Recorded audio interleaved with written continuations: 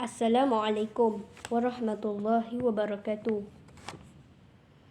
Neraka adalah tempat pembalasan bagi orang yang selama hidupnya melakukan kejahatan dan melanggar perintah Allah Subhanahu wa taala. Mereka yang mendustakan ayat-ayat Allah, yang kafir lagi musyrik, Allah Subhanahu wa taala akan memberikan mereka azab api neraka, siksaan yang berat, dan panas apinya lebih panas daripada api dunia. Dari Ibnu Mas'ud radhiyallahu anhu, ia berkata bahawa Rasulullah sallallahu alaihi wasallam bersabda, panas api yang kamu nyalakan di dunia ini hanyalah 1/70 dari panasnya api neraka. Kalau sebahagian kecil dari api neraka jatuh ke dunia, nescaya mendidihlah air laut kerana panasnya.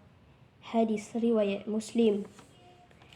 Mereka yang merasakan azab api neraka amatlah rugi, sedangkan mereka yang menikmati nikmat syurga amatlah beruntung.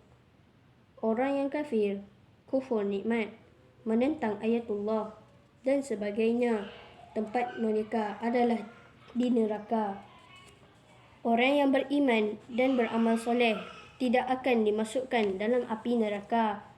Akan tetapi, ada golongan yang dikatakan haram masuk neraka. Siapakah golongan-golongan yang diharamkan masuk neraka? Di dalam hadis, Rasulullah sallallahu alaihi wasallam mengatakan bahawa ada 4 golongan. Golongan pertama namanya hayyin. Hayyin adalah orang yang tidak mudah merasa marah. Orang yang memiliki sifat ini juga tidak suka mengutuk kelemahan atau aib, yakni kekurangan dan keburukan orang lain. Jiwanya sangat teduh dan tenang.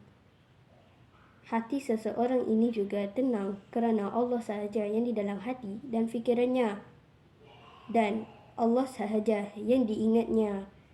Allah Subhanahu wa taala berfirman, hanya dengan kita mengingati Allah, hati kita tenteram. Quran Surah Ar-Ra'd ayat 28.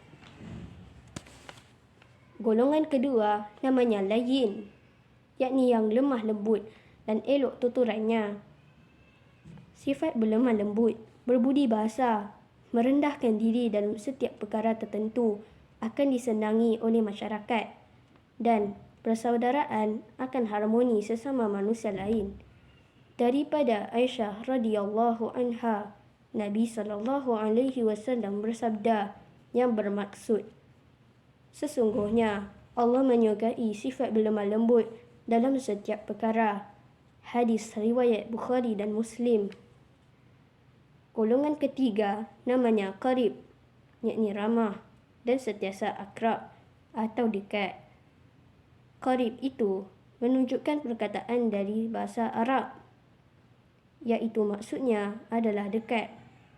Sentiasa dekat dengan orang lain dalam apa jua keadaan akan dipandang mulia oleh masyarakat. Persaudaraan akan lebih erat jika sentiasa ramah, mesra dan dekat.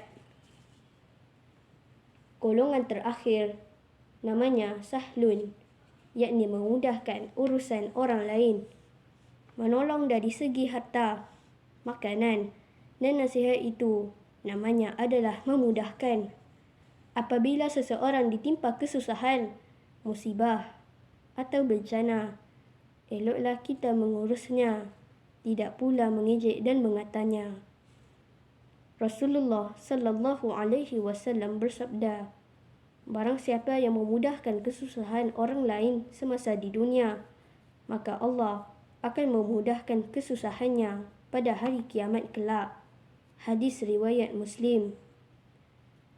Semoga kita termasuk dalam golongan tersebut. Jagalah akhlak peribadi kita serta budi bahasa dengan baik sesama Muslim lainnya. Mudah-mudahan bermanfaat dan dapat berkongsi ilmu dengan yang lain. Sekian. Wabillahi taufiq wal hidayah. Wassalamualaikum warahmatullahi wabarakatuh.